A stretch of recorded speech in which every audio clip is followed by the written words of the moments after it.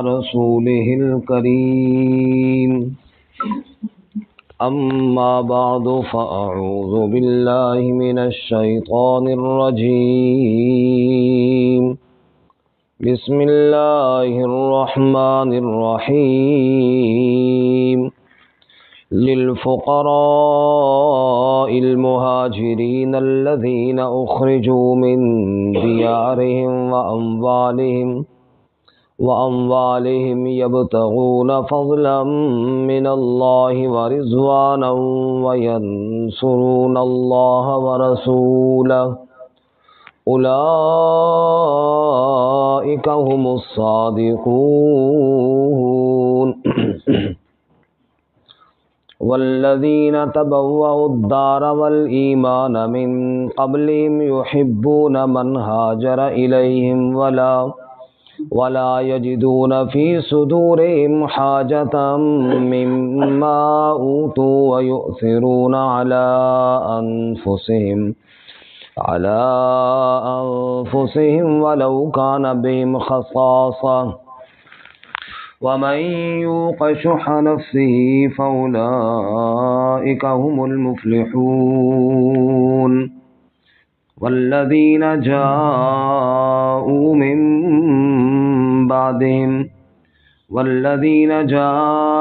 من بعدهم يقولون ربنا اغفر لنا ولإخواننا الذين سبقونا بالإيمان ولا تجعل في قلوبنا غلا للذين آمنوا ربنا إنك رؤوف رحيم للفقراء المہاجرین، ان فقراء مہاجرین کے لیے الذین اخرجوا من دیارہم واموالہم، جو نکالے گئے اپنے گھروں سے اور اپنے مالوں سے، یبتغون فضلا من اللہ ورضوانا، تلاش کرتے تھے فضل اللہ سے اور رضا اللہ کی، وَيَنْصُرُونَ اللَّهَ وَرَسُولَهُ، اور نصرت کرتے تھے اللہ اور اس کے رسول صلی اللہ علیہ وسلم کی، اولئک هم الصادقون، یہی لوگ سچے ہیں، والذین، اور وہ لوگ، تبوؤا الدار والایمان من قبلہم، جنہوں نے ٹھکانہ پکڑا گھر میں اور ایمان بھی لائے پہلے سے، یحبون من ہاجر الیہم، پسند کرتے ہیں کہ جو ہجرت کر کے آئے ان کی طرف، ولا یجدون فی صدورہم حاجہ، اور نہیں پاتے اپنے سینوں میں کوئی تنگی، مما اوتوا، اس سے جو وہ دیے گئے، ویؤثرون علی انفسہم، اور ترجیح دیتے ہیں اپنے نفسوں پر، ولو کان بہم خصاصہ، اگرچہ ان کو تنگی کیوں نہ ہو، ومن یوق شح نفسہ، اور جو کوئی بچا لیا گیا نفس کی لالچ سے، فاولئک هم المفلحون، بس یہی لوگ فلاح پانے والے ہیں، والذین جاءوا من بعدہم، اور وہ لوگ جو آئے ان کے بعد، یقولون، وہ کہتے ہیں، ربنا اغفر لنا ولاخواننا الذین سبقونا بالایمان، اے ہمارے رب بخشش فرما ہمارے لیے اور ہمارے ان بھائیوں کے لیے جو ہم سے سبقت کر گئے ایمان کے ساتھ، ولا تجعل فی قلوبنا، اور نہ بنا ہمارے دلوں میں، غلا للذین آمنوا، کینہ ان لوگوں کے لیے جو ایمان لائے، ربنا انک رؤوف الرحیم، اے ہمارے رب بے شک تو شفقت کرنے والا، رحم کرنے والا ہے،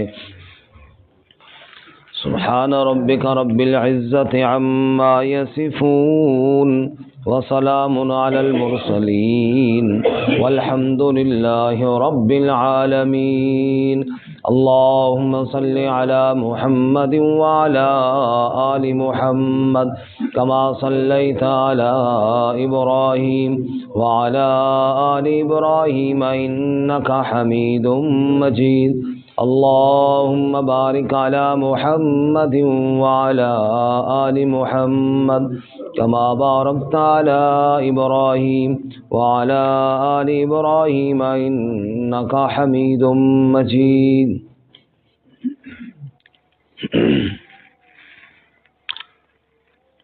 معزز سامعین، سورۃ الحشر کا پہلا رکوع آیت نمبر 8، 9 اور 10 آپ کے سامنے تلاوت کی ہیں. اللہ رب العزت ان کے مطابق صحیح بیان کی توفیق عطا فرمائے اور ہمیں قرآن و سنت پر عمل کرنے کی توفیق عطا فرمائے. گزشتہ سبق میں ہم نے مال فے کا بیان پڑھا کہ مال فے سے مراد وہ مال ہے کہ جہاد کے لیے مسلمان جائیں اور بغیر جنگ کے اللہ تعالیٰ فتح عطا فرمائے اور کفار اپنا مال چھوڑ کر بھاگ جائیں، اس کو کہتے ہیں مال فے. تو مال فے صرف اللہ اور اس کے رسول صلی اللہ علیہ وسلم کا حق ہے. جس غریب مسکین یا جس حاجت مند کو اللہ کے نبی صلی اللہ علیہ وسلم چاہتے اس کو دے دیتے. اسی طرح اپنے گھر کا خرچہ اور اپنے رشتہ داروں کے لیے بھی آپ صلی اللہ علیہ وسلم وہاں سے رکھ لیتے. باقی مجاہدین میں سے جو ضرورت مند ہوتا اس کو دے دیا جاتا. باقی برابر کی تقسیم کا سلسلہ جیسا کہ مال غنیمت میں ہوتا ہے مال فے میں نہیں ہوتا. آج کے سبق میں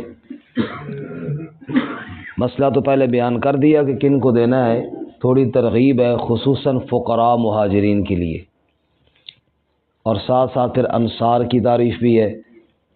تو اللہ تعالی ہمیں سارے صحابہ سے محبت نصیب فرمائے. اور آج کا سبق اس لحاظ سے بہت اہم ہے کہ اس میں صحابہ اکرام رضوان اللہ تعالی علیہم اجمعین کی 3 کیٹیگریاں بیان کی گئی ہیں. ایک فقراء، ایک انصار، ایک فقراء مہاجرین، دوسرے انصار اور تیسرے ان کے بعد میں آنے والے. اللہ تعالی ہمیں بھی ان کے نقش قدم پر چلنے کی توفیق عطا فرمائے. مہاجرین فقراء کے بارے میں فرمایا کہ وہ صرف اللہ کی رضا کے لیے گئے تھے، اور یہ اللہ کی طرف سے بہت بڑی گواہی ہے ان کے آگے. چنانچہ آخر میں فرمایا کہ یہی سچے ہیں.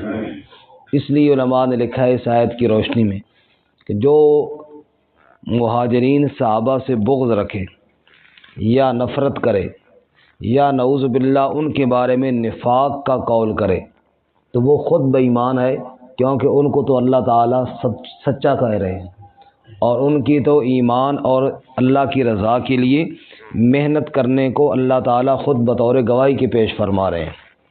اور رب سے بڑھ کر اور گواہی کس کی ہو سکتی ہے. اس کے بعد آگے انصار کا ذکر ہے. ان کو اللہ نے فرمایا وہ کامیاب ہونے والے ہیں. وہ کیا ہو رہے ہیں جی؟ کامیاب ہونے والے ہیں. اور بعد والوں کو فرمایا کہ تم اپنے دلوں میں ان کے لیے بغض نہ رکھو.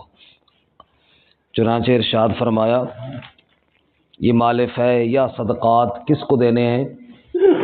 للفقراء المہاجرین، یہ ان فقراء مہاجرین کے لیے ہیں.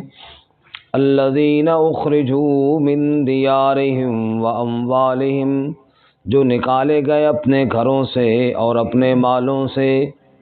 یبتغون فضلا من اللہ ورضوانا، اپنا گھر چھوڑنا آسان بات ہے جی؟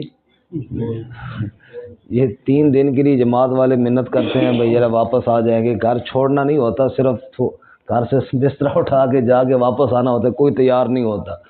تو پکا گھر چھوڑ کے دوسروں کے حوالے کر کے جانا آسان کام ہے؟ بولتے نہیں ہیں میرے خیال میں. بہت مشکل کام ہے، بلکہ تصور بھی کرتے ہی لرز جاتا ہے بندہ. وہ صرف اللہ کی رضا کے لیے سب کچھ چھوڑ کر چلے گئے. ورنہ اگر تھوڑا سا وہ کمپرومائز کر لیتے تو انہیں گھر سے کوئی نہیں نکال رہا تھا. اپنے گھر میں رہتے، اپنے بنائے ہوئے گھر، اپنے خاندانی وراثتی گھر، ان میں مال ہے، ان میں جائیداد ہے، اس میں جانور ہیں، سب کچھ چھوڑ چھاڑ کے چھپ کر کے صرف اللہ کی رضا کے لیے نکل گئے. تو اللہ تعالیٰ کو ایسے ایمان والوں کی پھر قدر نہیں ہوگی. پھر آج کوئی ان کے بارے میں بک بک کرے کہ نعوذ باللہ وہ ایسے تھے، تو اللہ تعالیٰ اس کو کہاں چھوڑیں گے جو اللہ کے اتنے خاص بندے ہوں. اس لیے اللہ فرماتے ہیں للفقراء المہاجرین الذین اخرجوا من دیارہم، جو نکالے گئے اپنے گھروں سے اور اپنے مالوں سے، یبتغون فضلا من اللہ ورضوانا، وہ اللہ کا فضل اور اللہ کی رضا تلاش کرتے تھے. چاچو اپنی سیٹ پہ آ جاؤ جی، آپ کی سیٹ خالی رکھیے آپ. تو وہ اللہ کا فضل اور اللہ کی رضا تلاش کرنے والے تھے. یہ گواہی کون دے رہا ہے بولو ان کے حق میں؟ اللہ تعالیٰ دے رہا ہے. اچھا اب اندازہ فرمائیں اور توجہ بھی فرمائیں. اور ایک عجیب اتفاق یہ ہے کہ آج تاریخ ہے 22 جمادی الثانی. 25 دسمبر تو سب کو یاد ہے نا، 22 جمادی الثانی یاد نہیں ہے. 22 جمادی الثانی حضرت سیدنا ابو بکر صدیق رضی اللہ تعالیٰ عنہ کا یوم وفات ہے. 22 جمادی الثانی حضرت سیدنا ابو بکر صدیق رضی اللہ تعالیٰ عنہ کا یوم وفات ہے. اللہ فرماتے ہیں جو گھر بار چھوڑ کر نکلے میری رضا کے لیے نکلے. یہ تو باقی سارے مہاجرین کی بات ہو رہی ہے. ارے جو گھر بار چھوڑ کر نبی پاک کے ساتھ نکلا اس کی شان کتنی اونچی ہوگی. وہ ہے ابو بکر صدیق رضی اللہ تعالی عنہ.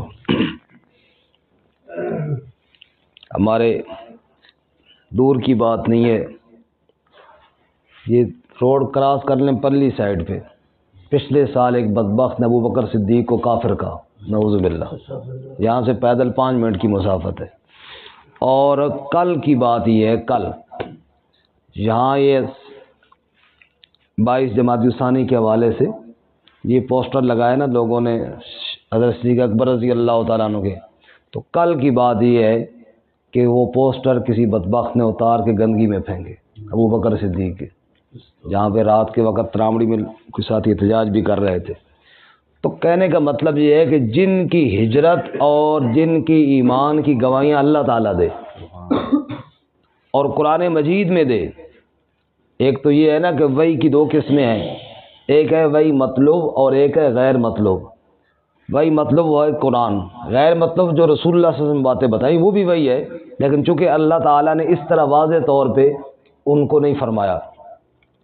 اور وحی مطلوب بڑی شان والی قرآن مجید، اللہ تعالیٰ نے قرآن مجید میں واضح طور پر ان کی عظمت کو بیان کیا.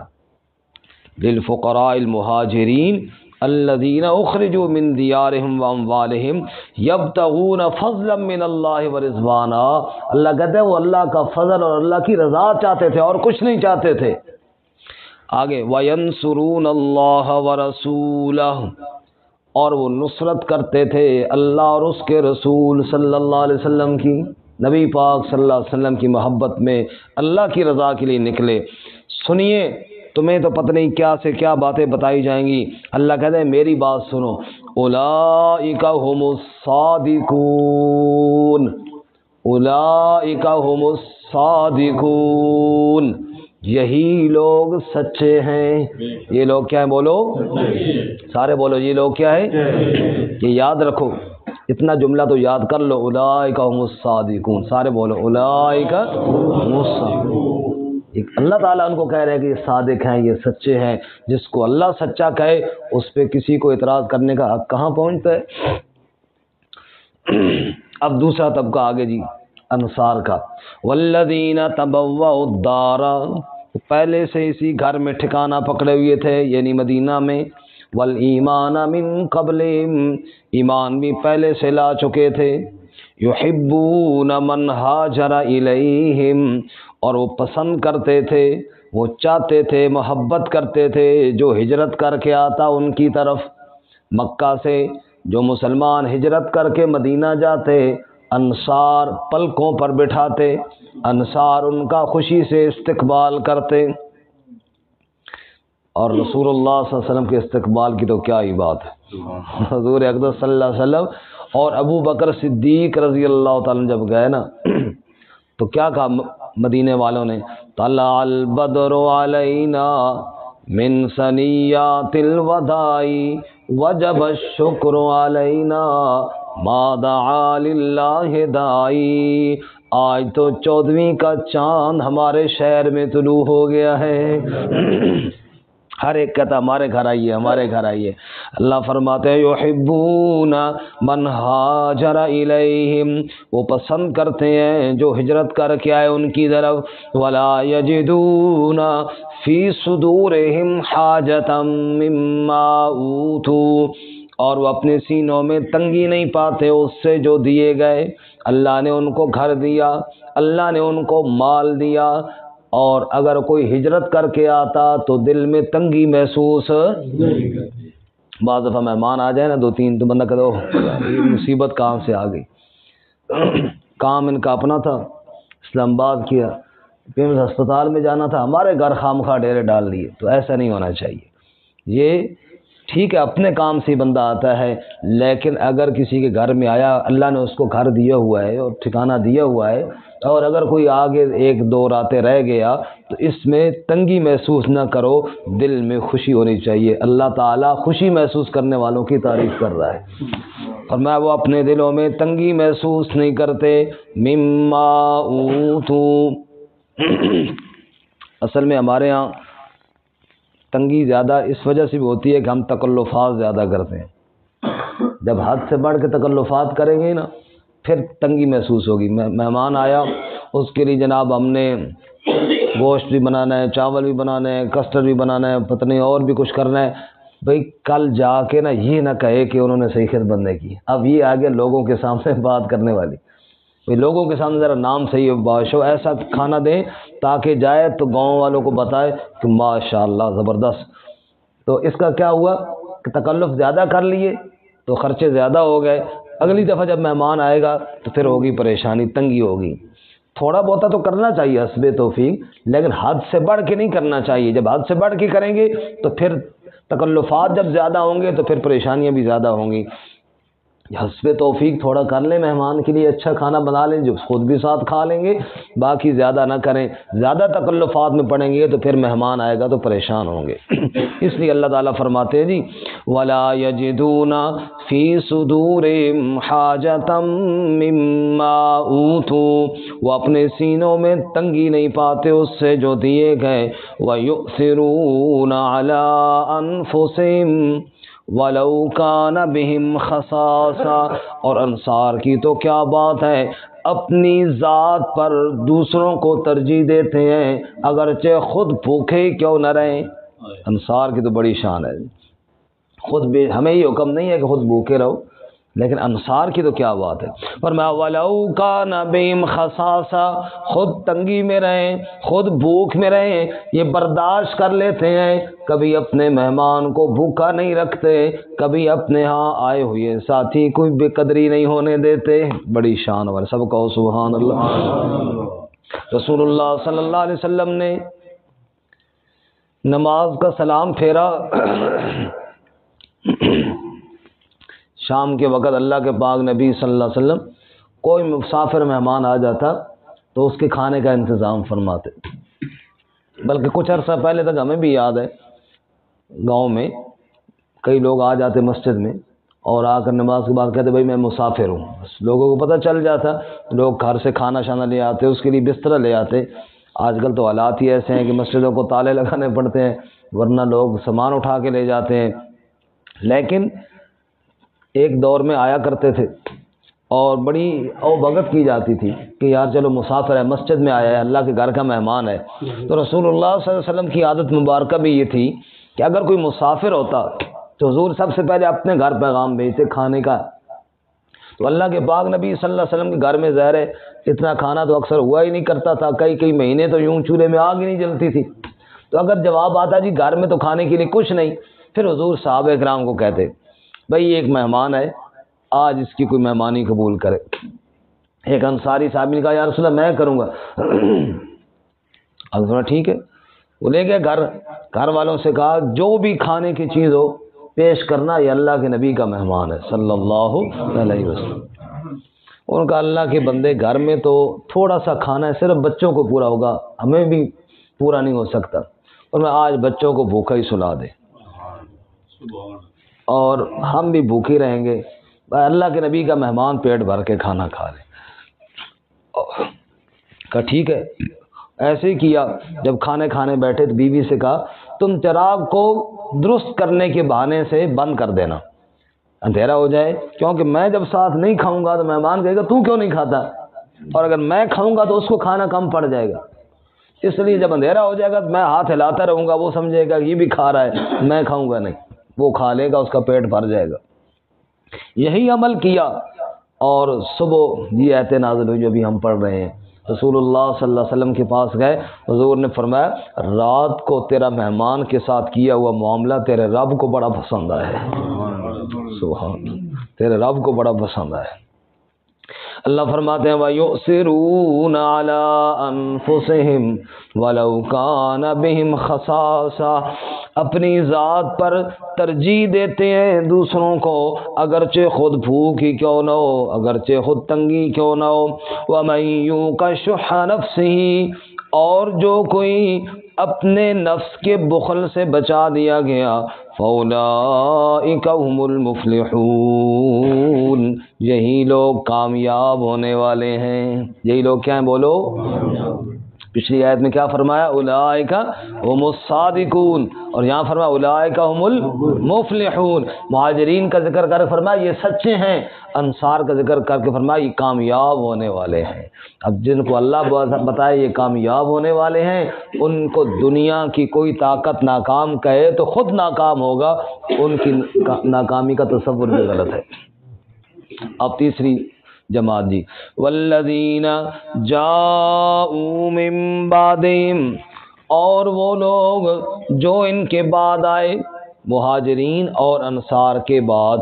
اس بعد آنے والوں میں میں اور آپ بھی شامل ہیں، اور قیامت تک آنے والے مسلمان بھی شامل ہیں، اور فتح مکہ کے بعد جو صحابہ ایمان لائے وہ بھی ہیں، کیونکہ وہ بھی ہجرت تو ختم ہو گئی فتح مکہ کے بعد، ہجرت تو تھی فتح مکہ تک، جب مکہ فتح ہو گیا تو مکہ بھی ایمان کا گھر بن گیا، اہل ایمان کا مسکن بن گیا، اور مدینہ تو پہلے سے ہی تھا، تو پھر ہجرت ختم ہو گئی، ہجرت وہاں تک تھی۔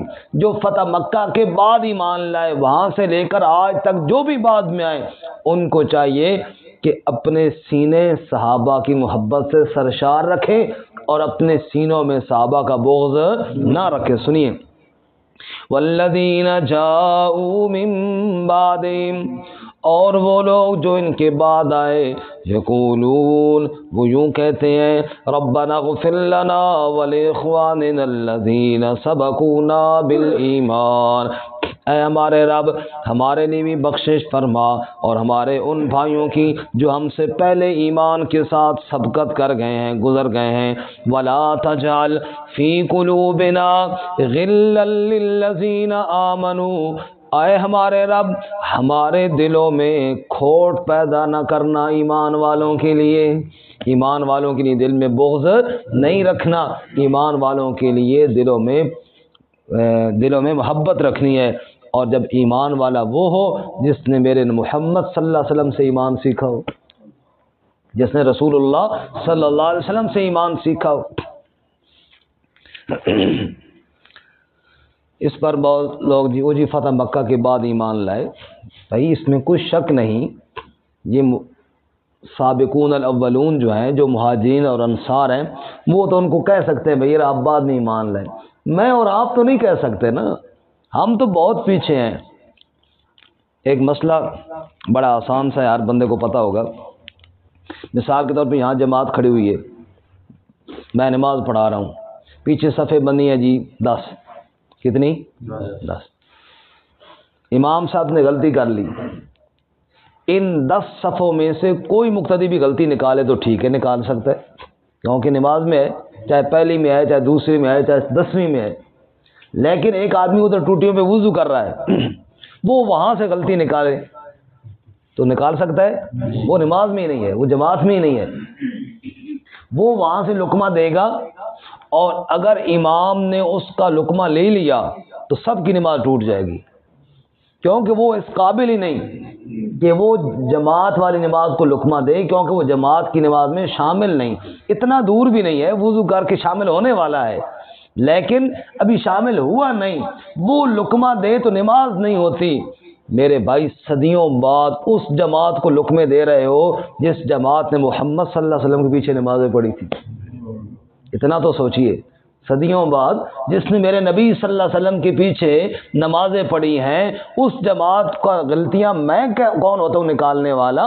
وہ آپس میں ایک دوسرے کے ساتھ بات کریں تو کریں، ان کا حق بنتا ہے، میرا اور تیرا حق نہیں بنتا کہ ہم صحابہ کرام پر تنقید شروع کریں۔ ہمارے لیے یہ ہے لا تجعل فی قلوبنا غلا للذین آمنوا، ہم نے اپنے دل میں ان کے لیے کھوٹ نہیں رکھنا، کدورت نہیں رکھنی، بلکہ ان کے لیے دل میں محبت رکھنی ہے۔ ربنا انک رؤوف الرحیم، اے ہمارے رب بے شک تو ہی شفقت کرنے والا، تو ہی رحم کرنے والا ہے۔ اللہ تعالی ہمیں عمل